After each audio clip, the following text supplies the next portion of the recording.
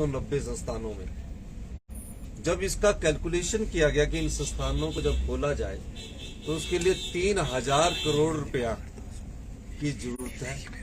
प्रदेश में 75,000 करोड़ रुपए का बोझ है। आपने 3000 करोड़ का प्रावधान करना था। डबल इंजन की सरकार बोलते थे, रिवाज बदलने की बात बोलते थे। आपने 3000 करोड़ का इन संस्थानों को खोलने के लिए प्रावधान करना था। अब कोई मेडिकल हेल्थ इंस्टीट्यूशन पीएन चलाएगा, कोई सीएससी एक डॉक्टर चलाएगा। ना एक्सरे की मशीन है, ना सिटी स्कैन की मशीन आपकी ठीक है, गवर्नेंस नाम की चीज नहीं थी। आप संस्थान खोल के राजनीतिक रोटियां तो सेक रहे थे, लेकिन लोगों ने उन संस्थानों खोलने के बाद भी, 590 संस्थान खोलने के बाद भी जनता ने आपको नकार दिया। मेरे विधायक दल की बैठक हुई, सभी 40 विधायक आए, 5 विधायकों की कमेटी बनी। हर्षवर्धन चौहान जी, संजय रतन जी, मोहनलाल ब्राक्टा जी, भवानी पठानिया जी और एक और विधायक थे। 5 के विधायक सबने स्टडी किया, रिपोर्ट्स मंगाएगी कितने प्राइमरी हेल्थ सेंटर में। तो 30 और 25-30 हेल्थ सेंटर में कोई पीएन भी नहीं है, बाकी में कुछ जगह पीएन तो रखे उन्होंने। अब ठाकुर जयराम जी को अपने विधानसभा क्षेत्र में संस्थान खोलने थे, अच्छी बात थी। लास्ट के दिनों में खोलने की क्या जरूरत थी? आप वहां डॉक्टर भी लगाते, नर्स भी लगाते, कंपाउंडर भी लगाते, कोई नहीं लगाया। और अब जो एसडीएम कार्यालय खोले उनकी नोटिफिकेशन हुई, एसडीएम तक नहीं बिठाया। अब इन लोगों से ये पूछा जाना चाहिए जो सत्ता में थे कि 590 संस्थान आपने खोले हैं, ये गुनाह किया है हिमाचल की जनता पर। इन्होंने हिमाचल की जनता पर 3000 करोड़ रुपए का बोझ डालने में कर्मचारी और अधिकारियों की जरूरत नहीं होते क्या? सीएससी खोलनी हो, पीएससी खोलनी हो, क्या उसमें डॉक्टर नहीं लगने चाहिए? उन्हीं सीएससी से, पुराने सीएससी से डॉक्टर उठाकर वहां लगा दिए गए और जो इलेक्शन करेंगे, नियुक्ति करेंगे और उसके बाद आगे की बात करेंगे। एक से बड़ी बात कह रहे हैं कि असंवैधानिक है, गैर कानूनी है, हम कोर्ट का रास्ता अपनाएंगे। आपको बिल्कुल अपनाना चाहिए। हम तो चाहते जल्दी कोर्ट जाए ताकि कोर्ट में हम बता सके ये नोटिफिकेशन है। समारोह नहीं हो पाया सरकार का और मंत्रिमंडल का गठन नहीं हो पाया है, तो ऐसे में अगर मिशन लोटस होता है तो उसके लिए भाजपा जिम्मेदार नहीं होगी। देखिए, जनता की भावनाएं और प्यार ही सही मुहूर्त होता है। जब जनता ने चुनाव करके भेज दिया तो सबसे सही मुहूर्त क्या होता है? जो जनता की भावनाएं हैं, रिज पर जो जन सैलाब उमड़ा, भगवान भी उसमें आशीर्वाद देता है। ये तो सही मुहूर्त है। और हमने तो पिछले 20 दिन से, मैं तो खुद 7 दिन से क्वारंटाइन में, सारे विधायक घूम रहे। हिमाचल में कोई ऑपरेशन लोटस न चलने पाएगा, न चल सकता है।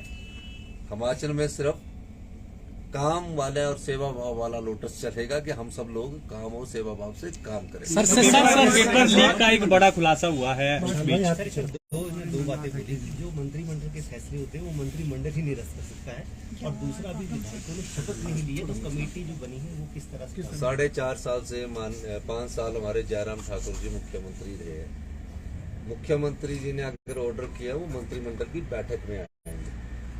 ये उन्हें जानकारी मुझसे ज्यादा होगी और आप लोगों को भी मैं बता देना चाहता हूँ, अगर मुख्यमंत्री फैसला लेता है उसको जो मोहर मंत्रिमंडल में लगती है। विधायकों ने सिर्फ अनुमोदन किया, मेरे सामने लाया।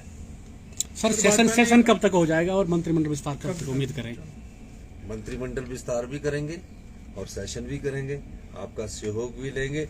आपको क्रिसमस की बहुत पेपर लीक मामला है, उसको लेकर उन्होंने कहा कि जब हमारे समय में पेपर लीक हुए थे तो हमने सीबीआई को दिया था, और क्या नई सरकार भी इस पूरी जांच के बाद सीबीआई को देगी? ये नहीं कि सरकार का पाया हुआ स्यापा है, ये मेरा नहीं है। ये स्यापा नहीं कि सरकार का पाया हुआ। कैसे?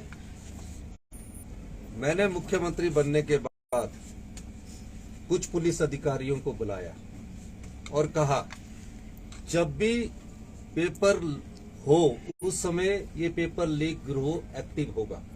मैं ये आपको जानकारी देना चाहता हूं।